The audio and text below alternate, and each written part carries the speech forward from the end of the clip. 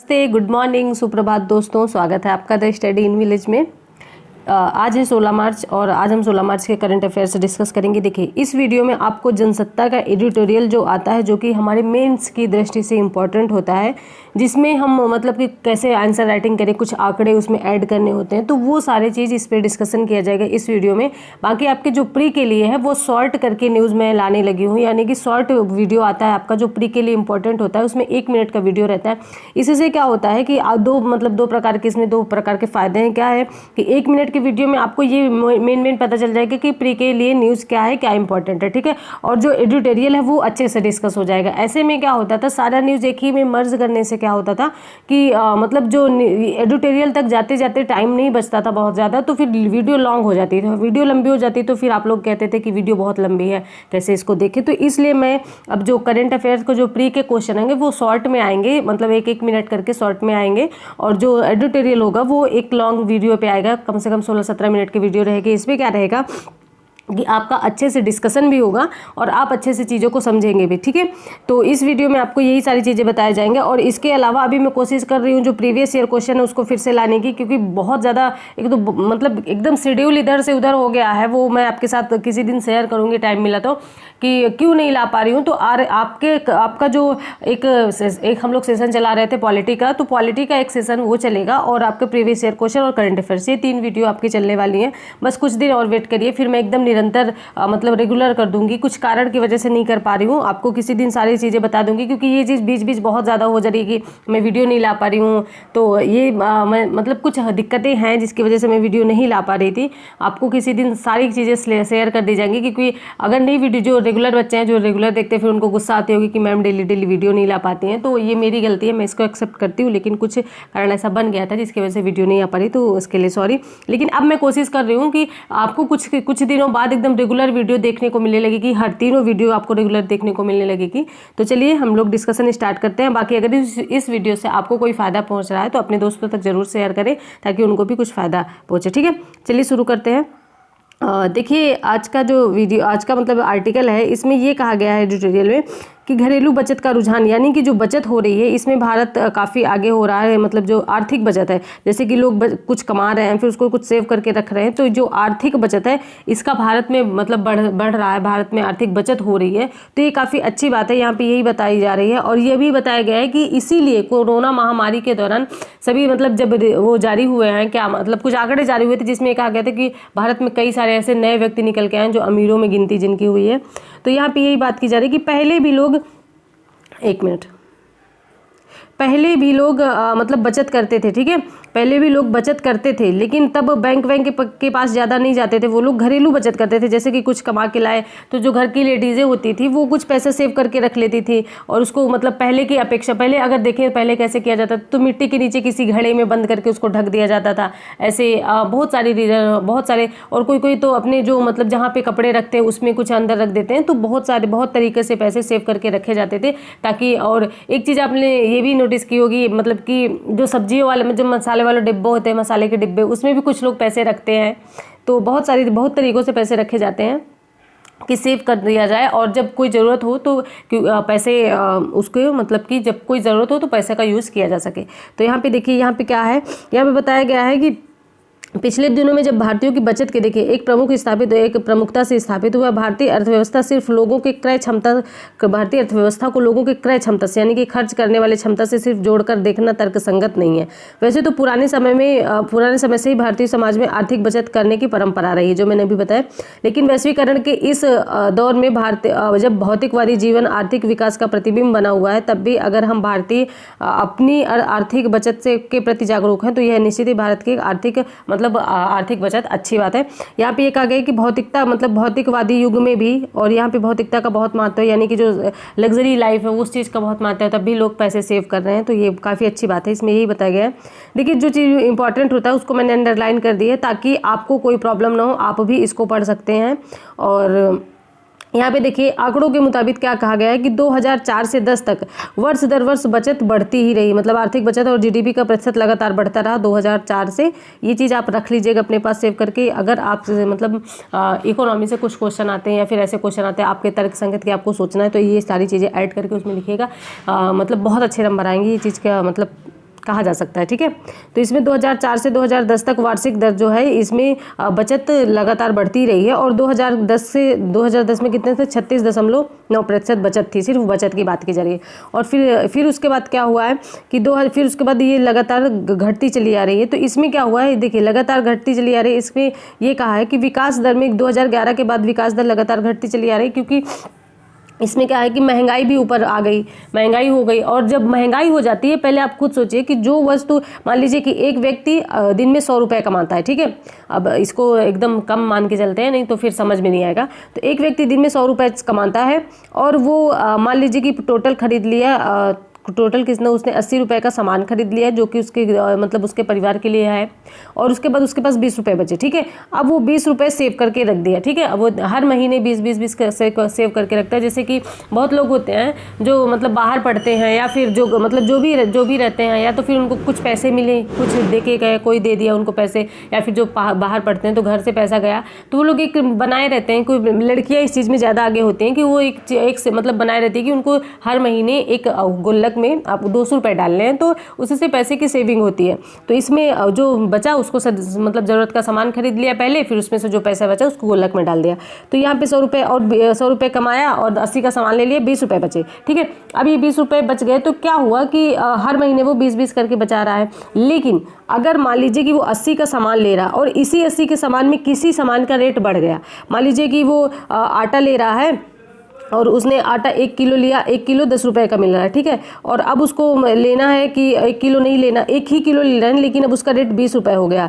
20 रुपये हो गया तो अब 90 रुपये तो इसी में खर्च हो जाएंगे ना, अब 90 इसी में खर्च हो जाएंगे। तो उसके बाद बचा कितना, 10 रुपये। अब 10 रुपये वो डालेगा तो वो उतना इफेक्ट नहीं करेगा जितना 20 करता था पहले की अपेक्षा।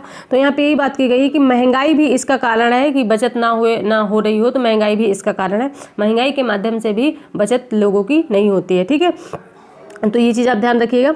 उसके बाद देखिए यहाँ पे कहा गया है कि 2020-21 के दौरान भारतीय अर्थव्यवस्था में आर्थिक बचत जीडीपी का 28% था, क्योंकि पूर्ण मंदी के दौरान बड़ी मात्रा में लोगों का रोजगार चला गया था। 28% था बचत, पहले कितनी थी, 34.9 ऐसा था ना, देख लेते हैं एक बार, 36.9 पॉइंट था बचत 2010 में। फिर उसके बाद 2020-21 में इसका 28% बचत रहा, क्योंकि लोगों की मतलब लॉकडाउन हो गया था और लॉकडाउन में सबके रोजगार चले गए थे, लोग अपने अपने घरों पे आ रहे थे। आप लोगों ने वीडियो देखा भी होगा कि लोग मतलब कि शहरों से अपने घरों की ओर पलायन कर रहे हैं, अपने घर की ओर, क्योंकि वो लोग दिहाड़ी मजदूर होते हैं। ठीक है, और उनके पास सेविंग्स नहीं होती। जो मतलब गरीब होते हैं, जो आर्थिक रूप से बहुत गरीब होते हैं, उनके पास सेविंग्स नहीं होती। वो जितना कमाते हैं उतना ही चला जाता है उनके मतलब उनके परिवार के भरण पोषण में। तो ये कहा जा सकता है। तो ये लोग अब वहाँ काम नहीं चल रहा तो वहाँ वो रह के क्या करते थे, वो लोग घर की ओर वापस हुए थे। तो इसमें बचत जो थी 28% थी। लेकिन इसमें मनरेगा ने बहुत अच्छी भूमिका निभाई थी, ये चीज़ ध्यान रखिएगा। मनरेगा ने, अब ये आप बता दीजिएगा कि मनरेगा जो है कब स्टार्ट किया गया था, पहले इसका नाम क्या था, बाद में इसका मनरेगा क्यों पड़ा नाम, और इसमें कितने दिन का रोजगार दिया जाता है। ठीक है, ये चीज़ आप बताइएगा, ताकि आपको भी सारी चीज़ें मतलब सर्च करके देखेंगे ना तो आपको सारी चीज़ें याद रहेंगी, भूलेंगी नहीं। इससे आप क्या देखें, एक बार सर्च कर लिए, उसको पढ़ा, एक बार टाइप कर दिया, 2 बार हो गया। अब 2 बार में अगर आप कुछ चीज़ अपने आप से करते हैं तो वो चीज़ें भूलती नहीं है, और जो दूसरा व्यक्ति बताता है वो ज़्यादा से ज़्यादा चीज़ें भूल जाते हैं। ठीक है, तो यहाँ पे यही बात की गई थी, 28% बचा। उसके बाद पूर्णबंदी के दौरान लोगों का रोजगार चला गया। ये फिर उसके बाद क्या है कि सकारात्मक रुख इस बात से स्पष्ट होता है कि 2021-22 में आर्थिक बचत जीडीपी का 30% से ऊपर रही। ठीक है, अभी 28% थी, लेकिन जल्द ही 2020-21 में 28% थी और 21-22 में ये 30% से भी ऊपर हो गई। ठीक है, तो यहाँ पे ये चीज़ बताई जा रही है। अब देखिए, अब ये क्यों ऐसा हुआ, तो आपके मन में एक क्वेश्चन चल रहा होगा कि चलिए ठीक है, 28% थी पहले, ठीक है, 2020-21 में 28% थी और 21-22 में ये हो गई 30% से भी ऊपर। ठीक है, लेकिन अब आपके मन में ये चल रहा होगा कि मतलब तभी भी अर्थव्यवस्था 2021-22 में भी अर्थव्यवस्था मतलब 21-22 में भी अर्थव्यवस्था ज़्यादा तेज़ी से ग्रो नहीं कर रही थी, मतलब ज़्यादा तेज़ी काम नहीं चल रहा था, लॉकडाउन थोड़ा लगा हुआ था, बहुत ज़्यादा नहीं था। लेकिन यहाँ पे आर्थिक वृद्धि दर कैसे हुई, तो आपके मन में 2 क्वेश्चन होंगे। एक क्वेश्चन ये है कि लोगों ने, अगर मान लीजिए कि 5 व्यक्ति हैं एक परिवार में और वो 5-5 रुपये खर्च कर रहे हैं, ठीक है, 5-5 रुपये खर्च कर रहे हैं, तो या तो इन्होंने अपने खर्च में कटौती कर ली होगी, 3 रुपये खर्च करने लगे होंगे, इस वजह से सेविंग हो सकती है, या तो फिर इनके परिवार में जो कमाने वाले हैं उनकी आर्थिक मतलब इनके ये जो कमाने वाले हैं उनकी आर्थिक वृद्धि बड़ी होगी, यानी कि वो मतलब वो ज़्यादा कमाने लगे होंगे। तो अब इससे क्या है कि ये लोग 10-10 रुपये खर्च करने लगे, इससे भी हो सकता है। तो ये ही दो क्वेश्चन हो सकते हैं कि या तो इनके आर्थिक वृद्धि दर बहुत बढ़ी है और या तो फिर कम हुई है, यानी कि ये लोग क्रय क्षमता में कमी आए हैं या तो फिर क्रय क्षमता में बढ़ोतरी हुई है। यही चीज़ इसमें कहा जा रहा है। देखिए, इसलिए आर्थिक बचत बढ़ी है। दूसरा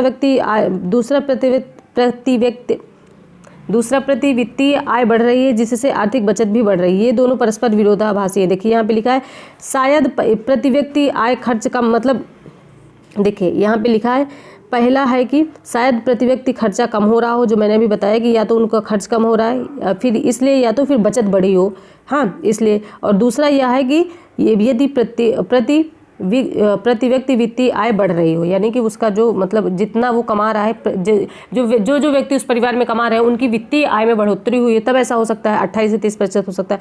तो यहाँ पे यही बात कही गई है। ये दोनों परस्पर विरोधाभासी हैं। पहला नकारात्मक रूप है कि लोग मतलब आगे की ओर बढ़ते हैं, पीछे की ओर नहीं। कि अगर कोई व्यक्ति, देखिए अगर कोई व्यक्ति 10,000 रुपये महीने कमा रहा है, ठीक है, अब वो 10,000 रुपये महीने कमा रहा है, फिर उसके बाद क्या हुआ कि उसको मतलब कि उसकी सैलरी घटा के 8,000 कर दी जाएगी। अब 8,000 अगर उसकी सैलरी कर दी जाएगी तो क्या उसको मतलब वही काम करने में नहीं इच्छा होगी, क्योंकि वो पहले 10,000 रुपये पा चुका है। तो अगर कोई व्यक्ति 5 रुपये खर्च कर रहा है, उसके घटा के 3% कर दिया जाए, 3 रुपये कर दिया जाए, तो उसको दुख तो होगा, लेकिन इसे ये एक नकारात्मक रुझान है। यहाँ पे यही बात की जा रही कि ये एक नकारात्मक है, ऐसा नहीं सोचा जाना चाहिए। हमेशा ये सोचियो, मतलब सोचा कि आगे आपके जो खर्च है वो बढ़ते रहें, यानी कि आपकी कमाई होती रहे, ठीक है।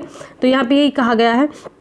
और भारतीयों का आर्थिक बचत का रुझान तो बड़ी तेजी से बदल रहा है। भारतीयों के रुख को किसी पक्ष का अनुमानित करना बड़ा मुश्किल है, यानी कि यहाँ पे ये कहा गया कि दोनों पक्ष में एक पक्ष को अनुमानित करना मुश्किल है कि क्या हुआ होगा। हो सकता है दोनों पक्ष हल्का हल्का मतलब हुए हों, ठीक है। तो यहाँ पे ये कहा गया है भारतीयों को यहाँ पे है मसलन पिछले दशक में घरेलू बचत का बैंकिंग जमाओं का हिस्सा बड़ी तेजी से गिरा, यानी कि जो लोग बैंक में जमा करते थे उसका हिस्सा जो है वो बड़ी तेजी से गिरा है।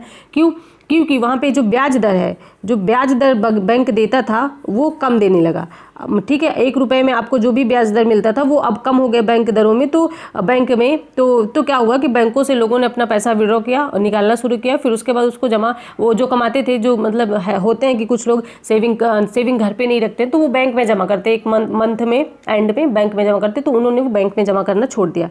तो यहाँ पे यही कहा जा रहा है कि उनकी ब्याज दरों में मतलब बैंक ने ब्याज दरों को कम कर दिया, इसीलिए जो बैंकों में पैसा जमा होता था वो कम हो गया, ठीक है। फिर उसके बाद देखिए यहाँ पे लिखा हुआ है कि 2011 के दशक में घरेलू बचत का 58%, यानी कि 58% बैंकों में जमा सम्मिलित था, ठीक है। ये आंकड़े मैं फिर से बोल रही हूँ, ये आंकड़े आप सेव करके रखिएगा, आपके आने वाली परीक्षा में बहुत ज़्यादा महत्वपूर्ण होने वाले हैं। ये चीज़ बार बार ये चीज़ बोली जा रही है, तो इसको आप बिल्कुल लाइटली ना लें। जो आंकड़े बताए जा रहे हैं बहुत, देखिए न्यूज़पेपर पढ़ना तो सबको ही मतलब पढ़ लेगा, ऊपर पढ़ लेगा, लेकिन आप लोग उसको ध्यान से पढ़ते नहीं कि क्या बताया हुआ है, कैसे पढ़ते हैं न्यूज़पेपर, क्या क्या उसमें हमको ऐड करना है, कौन सी हमारे लिए न्यूज़ इंपॉर्टेंट है, ठीक है। तो ये चीज़ पता तो ये चीज़ पता नहीं होती है। तो यही चीज़ है कि ये आंकड़े आप मतलब कि सेव करके रख लीजिएगा ना कहीं। तो देखिए यहाँ पे ये कहा गया है कि यही आंकड़े हैं जो आपको आपकी कॉपी को दूसरे की कॉपी से बेहतर बनाएगी। तो यहाँ पे है कि अगर 2021-22 में ये घटकर 38% हो गया। पहले 2011 में कितना था, बैंक में जमा 58%, यानी कि 58% लोग बैंक में जमा करते थे पैसे, लेकिन ये 2020-21 में घटकर मतलब 20-21 में घटकर 38% हो गया, ठीक है। उसके बाद अगले वर्ष ये फिर तेजी से गिरावट है, 25% होगा, यानी कि लगातार गिरावट ही आ रही है बैंक में पैसे जमा करने की। अब ऐसा क्यों हो रहा है, इसके बारे में डिस्कस कर लेते हैं। देखिए इसमें ये है, पहला कारण तो ये है कि ब्याज दरों में गिरावट है, जो मैंने अभी बताया कि ब्याज दर मतलब बहुत ज़्यादा बैंक नहीं देने लगे उसकी वजह से। और दूसरा कारण ये है कि कोरोना प्रभावित दूसरा कारण ये है कि कोरोना में प्रभावित वर्षों में प्रति व्यक्ति आय में कमी आई, यानी कि लोगों की आय में कमी आई, उनकी जॉब चली गई। जो प्राइवेट सेक्टर से तो बहुत सारे लोग एकदम निकाले ही गए, बहुत सारे इकट्ठे निकाल दिए गए, गवर्नमेंट में तो खैर ऐसा नहीं है। तो इसीलिए लोग गवर्नमेंट जॉब को ज़्यादा प्रेफरेंस देते हैं कि अगर कोरोना और मतलब जैसे कि कुछ भी हो गया तो वो लोग निकालते नहीं हैं, तो इसमें क्या होता है, प्राइवेट सेक्टर में क्या होता है कि टाइम टाइम पे उसको निकालते रहते हैं, तो ये चीज़ मतलब होती है, इसीलिए लोग गवर्नमेंट जॉब को ज़्यादा प्रेफरेंस देते हैं। तो यहाँ पे कारण भी आप नोट करके रख लीजिएगा। पहला कारण क्यों है ऐसा कि गिरावट क्यों आई, तो पहला है कि उसमें ब्याज दर में कटौती, और दूसरा ये है कि कोरोना के टाइम पे उनकी प्रति व्यक्ति आय में गिरावट आई, जिससे वो बैंकों में पैसा जमा कम होने लगा। ठीक है, अब देखिए यहाँ पे क्या है, गौरतलब है कि पिछले कुछ वर्षों में निवेश के लेकर बैंकिंग क्षेत्र में मुख्य आकर्षण केंद्र नहीं रहा है, लेकिन भारतीयों को घरेलू बचत लगातार बढ़ रही है। देखिए इसमें ये भी हो सकता है कि लगातार मतलब वहाँ पे मतलब बहुत ज़्यादा आकर्षक नहीं रहा वो जो केंद्र है। बैंकों में आप जाएंगे, सरकारी बैंक में जाएंगे तो रियली मतलब कि बहुत ही आपको रेयर केस में ऐसे मिलेंगे जो अच्छे से बात करते हुए नजर आएंगे, क्योंकि बहुत सारे यहाँ पे जो इंडिया में देखिए ना, तो बहुत सारे अशिक्षित लोग हैं, बहुत ज़्यादा भी शिक्षित नहीं है। अब हम लोगों की पीढ़ी जो है, अब जनरेशन शिक्षित होती लगातार निरंतर जा रही है, लेकिन क्या होता है कि बैंकों में अच्छे से बात नहीं करते हैं और सही से उनको समझाते नहीं, कोई कुछ पूछता है तो बताते नहीं, बस हाँ आप ये कर लो और ये आके जमा कर दो। अब वो एक व्यक्ति कोई गया है, उसको मतलब इतना ज़्यादा नॉलेज नहीं है, तो एकदम चकरा जाता है कि यार ये कैसे करें, मतलब एक तो पैसा जमा करना है, ऊपर से आप ये लोग इतना ज़्यादा टॉर्चर कर रहे हैं, कुछ पता नहीं उसको, तो वो एक घबरा जैसे जाता है। कोई भी व्यक्ति हो अगर उसको पता नहीं है तो वो घबरा जाता है, थोड़ा सा उसको नर्वस आ जाता है।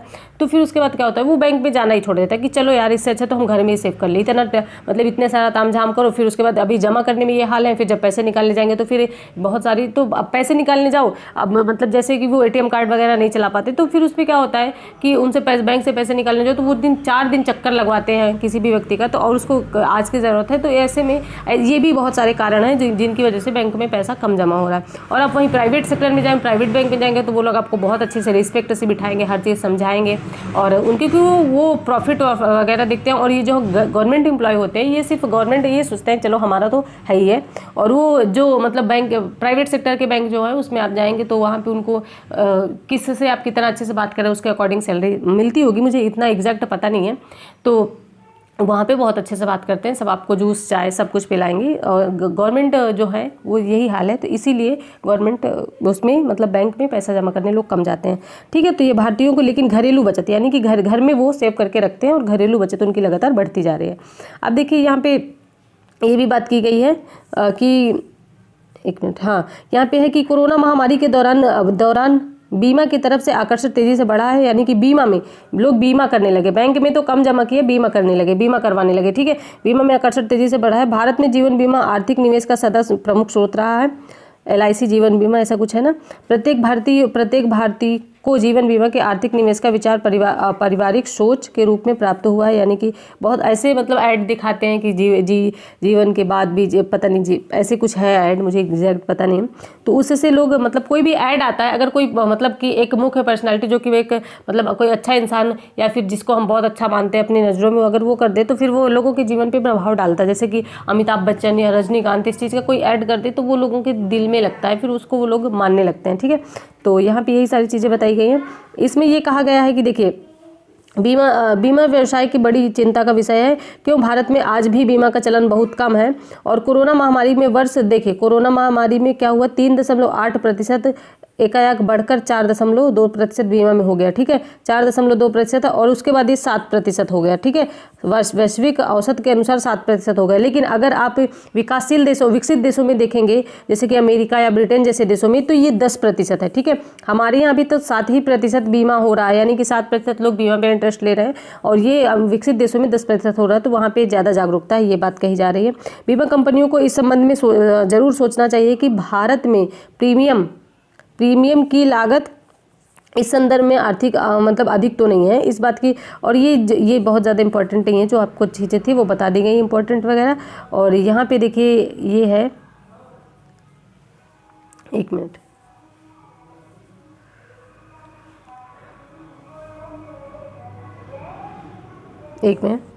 यहाँ देखिए प्रत्यक्ष निवेश और म्यूचुअल फंड दोनों एक प्रमुख विकल्प के रूप में उभर रहे हैं। और लोग इस पे देखिए अब क्या हो रहा है कि अब वर्तमान में लोग मतलब कि जैसे कि कोई भी कंपनी अपना शेयर बेच रही है तो उस पर ज़्यादा इंटरेस्ट ले रहे हैं कि उसके शेयर खरीद ले रहे हैं। और जैसे कि देखिए इसमें क्या है कि बताया गया है कि पेटीएम और जोमेटो के आईपीओ वही उसी को कहते हैं, जो मतलब कि मान लीजिए आईपीओ का मतलब है कि मान लीजिए कि एक कंपनी है और इसके 10-12 शेयर बना दिए गए, 1 2 3 4, तो ये जो शेयर है इन्हीं को IPO कहा जाता है। तो इसमें कुछ कुछ लोग खरीदते रहते हैं, निवेश करते रहते हैं, तो इसी को IPO कहते हैं। ठीक है, तो यहाँ पे पेटीएम और जोमेटो को भी IPO के रूप में खूब चर्चा बटोरी यहाँ पे कहा गया, वो भी IPO में मतलब IPO उसको भी बिका था। तो शायद यही मुख्य कारण है कि कोरोना काल में आर्थिक मंदी के दौरान, मतलब आर्थिक मंदी का दौर था, तब भी भारतीय पूंजी बाजार ने लगातार बढ़त बनाए रखी। और यही चीज़ इसमें कहा गया है कि क्योंकि उस समय बड़ी संख्या में नए निवेशक भारतीय पूंजी बाजार से जुड़े थे और ये सारी चीज़ें जो IPO है इनको खरीदने में लगे थे, कुछ सेविंग कर रहे थे, तो इसके माध्यम से बहुत ज़्यादा मतलब भारत की अर्थव्यवस्था निरंतर वैश्विक लेवल के अकॉर्डिंग निरंतर बढ़ती रही कोरोना टाइम पे भी। पहली प्राथमिकता भी चीन के बजाय भारत को रही, यह भी देखने को मिला कि भारतीयों का पेंशन भविष्य निधि, जिसको हम प्रोविडेंट फंड कहते हैं, इसको पढ़िएगा प्रोविडेंट फंड क्या है। ठीक है, फिर मैं कल इसको क्लियर कर दूंगी। तो इसमें क्या है कि इसके प्रति भी खूब निवेश मतलब रुझान बढ़ा लोगों का। और यहाँ पे एक बात तो आर्थिक बचत के आंकड़ों के विश्लेषण के बीच एक विकट स्थिति को इंगित करती है कि भारतीय समाज में इन दिनों महंगी कारों और महंगे घर, फ्लैट्स खरीदारी और इसकी ओर बढ़त हो रही है, और इससे इस चिंता को बल मिल रहा है कि कहीं भारत के अमीरों और गरीबों के बीच में असमानता तो नहीं बढ़ रही, क्योंकि अभी लगातार देखने लग्जरी लाइफ लोग जीना ज़्यादा पसंद करते हैं, बड़ी गाड़ियाँ, बड़ा घर, बड़ा फ्लैट सिटी में, ऐसी चीज़ें। तो ये अभी लगातार इसमें बढ़ोतरी भी हो रही, लोग फ्लैट बहुत ज़्यादा खरीद रहे हैं, गाड़ियाँ भी बहुत ज़्यादा खरीद रहे हैं। तो यहाँ पर ये कहा जा रहा है कि क्या गरीबों और अमीरों में बहुत ज़्यादा असमानता तो नहीं है। ये बहुत ज़्यादा मतलब अच्छी बात नहीं है कि अगर गरीबों और अमीरों में अमीर होता जाता है और गरीब होता जाता है। क्यों? क्योंकि देखिए, एक जो गरीब है उसका ज़्यादा से ज़्यादा इनकम 100 या 150 रुपये मतलब कि प्रतिदिन होगी। ठीक है, और उसी 100 और 150 रुपये में उसको क्या करना रहता है कि वो अपने घर के लिए सब्जी, बच्चों के लिए कपड़े, बैग, स्कूल बैग और मतलब बुक्स वगैरह, अगर प्राइमरी में पढ़ रहे हैं या फिर मतलब सरकारी स्कूल में, गवर्नमेंट में पढ़ रहे हैं तो ठीक है, नहीं तो अगर किसी अच्छे स्कूल में, देखिए गवर्नमेंट स्कूल अच्छे हैं, टीचर भी बहुत शिक्षित हैं, लेकिन वो लोग पढ़ाने में रुचि नहीं लेते हैं। वहाँ पे जानते हैं कि ऐसे ही बच्चे आएंगे, ऐसे ही मतलब लोगों के बच्चे आएंगे जो पैसे देने में मतलब कि सक्षम नहीं है, उन्हीं के बच्चे आएंगे, तो लोग ज़्यादा पढ़ाने में रुचि नहीं लेते हैं। और पेरेंट्स भी ये चीज़ पूछते नहीं है, वो तो टीचर को एक शिक्षक की नज़र से बहुत सम्मान करते हैं, बहुत अच्छे तरीके से देखते हैं। लेकिन बीच बीच में जो प्राइवेट स्कूल में बड़े बड़े नेताओं के, बड़े बड़े मतलब बिजनेसमैन के, इनके बच्चे पढ़ते हैं, तो उसमें क्या होता है कि वो लोग टाइम पे पूछते रहते हैं कि हमारा बच्चा कितना ग्रो कर रहा है। टीचर भी बताते रहते हैं कि आपका बच्चा यहाँ पे, आपको इतना ज़्यादा कार्य करने की बच्चे के ऊपर जरूरत है, तो वो बच्चों पे ज़्यादा ध्यान देते हैं। और ग्रामीण इलाकों में क्या होता है कि बच्चों पे माता पिता को इतना सारा काम मतलब कि क्योंकि उनकी आर्थिक स्थिति इतनी अच्छी नहीं रहती, तो वो अपना काम में फोकस करने लगते हैं, तो बच्चों के ऊपर ध्यान कम जाता है। ऐसा नहीं देते नहीं है, बहुत परिवार देते हैं, लेकिन कम देते हैं, तो इसकी वजह से। और ये भी हो सकता है प्राइमरी में बहुत सारे टीचर मतलब कुछ हैं जो कि अच्छे टीचर बहुत अच्छा पढ़ा रहे हैं, यूट्यूब पे देखने को मिल जाएगी, लेकिन कुछ टीचर हैं जो कि मतलब सही से नहीं पढ़ाते हैं। तो यहाँ पे यही बात कही जा रही है कि इसमें उनका जैसे कि उनकी आर्थिक इनकम कितनी है, 150 रुपये। अब उसमें 150 रुपये में उनको सारा सामान खरीदना है, तो उनकी सेविंग्स कहाँ होगी बताइए। वो 150 रुपये प्रतिदिन खरीद रहा, और 150 रुपये की लोग सब्जियां एक दिन में खरीद लेते हैं, एक दो दिन के लिए ही होती हैं, तो उसकी सेविंग्स कहाँ हुई। और यही चीज़ है, जब उसको कोई दिक्कत होती है तो उसके पास सेविंग्स नहीं रहते हैं, गरीब के पास सेविंग्स नहीं रहते हैं। और वहीं पर क्या है कि कोई अमीर व्यक्ति है, बिजनेसमैन है, वो उसकी करोड़ों में इनकम आ रही है, ठीक है, करोड़ों में इनकम आ रही है, और वो उसका प्रतिदिन का, देखिए ये चीज़ तो फैक्ट है कि जितना ज़्यादा जिसकी बचत होगी और जितना ज़्यादा जिसकी इनकम होगी उतना ही ज़्यादा उसका खर्च भी होता है, लेकिन फिर भी वो सेव करके रखता है। ठीक है, उसकी इनकम करोड़ों में होती है तो वो सेव करके रखता है, उसको एक चीज़ से, दो चीज़ से मतलब कहीं ना कहीं से सारी इनकम आती रहती है, तो वो सेव करके रखता है, और वही सेविंग्स उसके काम आती है जब कोई प्रॉब्लम आती है तो। ठीक है, तो इसको कहते हैं कि गरीबों और अमीरों के बीच असमानता बढ़ती जा रही है, तो जो कि एक बहुत अच्छी बात नहीं है। ठीक है, तो ये मतलब आर्टिकल आपको डिस्कस कर दिया गया। आई होप आपको ये सारी चीज़ें क्लियर हो गई होंगी। हाँ, एक चीज़ और है बहुत सारे बच्चे ये सोच रहे होंगे कि अभी तो प्री है और अभी से हम मेंस की तैयारी क्यों करें, अभी तो हम प्री पे फोकस करेंगे। तो आप बहुत गलत सोच रहे हैं, क्योंकि अगर मान लीजिए कि आपका प्री निकल गया, ठीक है, और तब आपके मेंस के लिए टाइम नहीं रहेगा, तब आप ये आंकड़े कहाँ से इकट्ठा करते रहेंगे कि ये भी हम पढ़ ले, वो भी पढ़ ले। तो अगर आप एक कॉपी बनाइए मोटी से, उसमें ऊपर लिखिए मेन्स का, फिर उसमें जो भी है आंकड़े मतलब आप देख लीजिए कि कौन सा पेपर, मतलब फर्स्ट पेपर में क्या, सेकंड पेपर में क्या, थर्ड पेपर में क्या, फोर्थ पेपर में क्या। तो ऐसे पेपर वाइज उसको लिखते रहिए कि आज ये न्यूज़ में था, और ये आंकड़े मतलब जब क्वेश्चन आए तो उसमें आप आंसर राइटिंग करके लिख सकते हैं। और अगर आप ये सोचेंगे कि पहले हम प्री पढ़ लें फिर उसके बाद मेंस पढ़ेंगे, तो आपके पास बिल्कुल टाइम नहीं है। और लोग जो मतलब कि सारी चीज़ें इकट्ठे लेके चल रहे हैं, फिर वो आपको रौंद के निकल जाएंगे आगे। तो आपको अलग अलग टाइम देने की ज़रूरत नहीं है कि आप पहले प्री के लिए दे, फिर मेंस के लिए दे, फिर इंटरव्यू के लिए दे। सबको प्रॉपर वे में लेके चलना है। हाँ, ये बात है कि आपके एग्जाम के जब 10-15 दिन या 20 दिन रह जाएं, तो उसके बाद फिर आप प्री पे बहुत ज़्यादा मतलब कि रिवीजन पे ज़्यादा फोकस कर दीजिए, बहुत ज़्यादा। मेंस में थोड़ा आंसर राइटिंग कम कर लीजिए। बाकी एक आंसर आपको डेली प्रतिदिन लिखना है। आप कहाँ पे हैं ये भी तो आपको पता होना चाहिए कि मतलब कुछ लोग बहुत भ्रम में रहते हैं कि नहीं अरे हो जाएगा ऐसा वैसा। तो बिना मेहनत के कुछ नहीं होता है, आपको मेहनत तो करनी होगी। जिस चीज़ से डर लगता है वही चीज़ करो, ठीक है। जैसे कि आपको आंसर राइटिंग से डर लगता है तो आंसर राइटिंग करो। कब तक डर लगेगा? एक टाइम पे ऐसा आएगा कि वो मतलब देखिए, एक चीज़ है ये दिन भी तो गुजर जाएंगे, ऐसा करके कोई सॉन्ग है। तो अगर अच्छा दिन है तो उसके लिए तकलीफ होती है, लेकिन अगर किसी के साथ बुरा दिन है तो उसके लिए थोड़ा सा अच्छी बात है कि ये दिन भी गुजर जाएंगे। तो देखिए, अगर आप आंसर राइटिंग कर रहे हैं, डेली प्रतिदिन कर रहे हैं, टूटा फूटा जो भी लिख रहे हैं, आराम से लिखने की कोशिश कर रहे हैं, तो वो दिन भी गुजर जाएंगे और आप एक टाइम पे ऐसे पहुंच जाएंगे कि परफेक्ट आंसर राइटिंग करने लगेंगे, और वो भी टाइम में। देखिए, आंसर राइटिंग करना बहुत अच्छी बात है, लेकिन आपको मतलब टाइमली, यानी कि 7 मिनट में एक क्वेश्चन लिखना होता है। वो 250-200 वर्ड का रहता है, 200-250 वर्ड का रहता है। और उसके साथ आपका दिमाग भी चलना चाहिए, हाथ भी चलना चाहिए, और सबसे बेटर आंसर भी होना चाहिए। तो ये तभी होगा जब आप प्रैक्टिस करेंगे और ये आंकड़े सेव करके रखेंगे कि आप कुछ अलग, दूसरों से अलग वहाँ पे ऐड करते हैं। नहीं तो ऐसे कुछ भी लिख के चले आओ, ठीक है।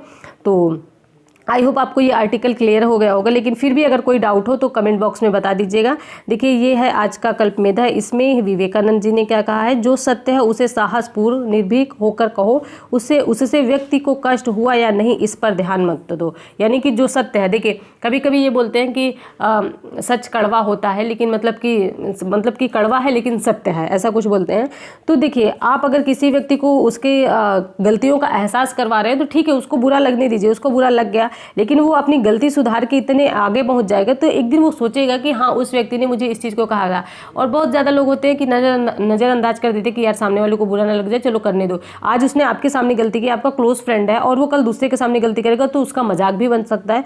तो ऐसे में आप अपने दोस्त, जो कि आपके घर में छोटे भाई बहन हैं, जो मतलब आपको सिखाना चाहते हैं, आप कुछ बताना चाहते हैं उनकी गलतियों को, तो आप उनको बताएं ताकि वो उसमें सुधार करें, और ताकि दूसरे लोग उनका मजाक या फिर वो कहीं और जगह गलती ना करें। तो यहाँ पे यही चीज़ें कही है कि जो गलत है उसको कहो, और उसका मतलब व्यक्ति को कष्ट हुआ या नहीं इस चीज़ पर ध्यान मत दो। स्वामी विवेकानंद जी ने कहा था। बताइएगा, स्वामी विवेकानंद जी ने शिकागो सम्मेलन कब किया था और इनका जन्म कब हुआ था, इनके बचपन का नाम क्या था। 2 क्वेश्चन हो गए। एक मैंने पूछा था थोड़ी देर पहले ऊपर कि IPO के बारे में पूछा था क्या। जो भी क्वेश्चन पूछा आप वीडियो में देख लीजिएगा। और एक ये दूसरा क्वेश्चन है विवेकानंद जी के बारे में, ये बताइएगा, ठीक है। जो आंसर अच्छे से दीजिए, इससे आपको याद बना रहेगा, और जब क्वेश्चन आपके सामने आएगा तो वो आपको हलवा लगेगा दूसरों की अपेक्षा, ठीक है। तो आई होप आपको सारी चीज़ें समझ में आ गई होंगी, लेकिन अगर फिर भी कोई डाउट हो तो कमेंट बॉक्स में ज़रूर बताएं, आपको सारी चीज़ें क्लियर कर दी जाएंगी। और फिर से मैं बोल रही हूँ कि आपके जो प्रीवियस ईयर क्वेश्चन है और जो हम लोगों ने एक सेशन स्टार्ट किया था पॉलिटिक्स का, वो आने ही वाला है। लेकिन बस मैं मतलब जैसे ही वो वीडियो लाऊंगी मैं आपको बताऊंगी कि कितनी सारी प्रॉब्लम का सामना करना पड़ा था, इसकी वजह से वो सारी चीज़ें नहीं आ पाई। तो मैं उसको लाने की कोशिश कर रही हूँ। फिर भी अगर कोई डाउट हो तो बताइएगा कमेंट बॉक्स में। और चलिए ठीक है, स्टडी कंटिन्यू करिए। अगर वीडियो अच्छी लगी हो तो प्लीज़ लाइक, सब्सक्राइब और शेयर करें। अपने और अपने परिवार का ध्यान रखिए, अपनी हेल्थ का ध्यान रखिए। मिलते हैं नेक्स्ट वीडियो में। धन्यवाद।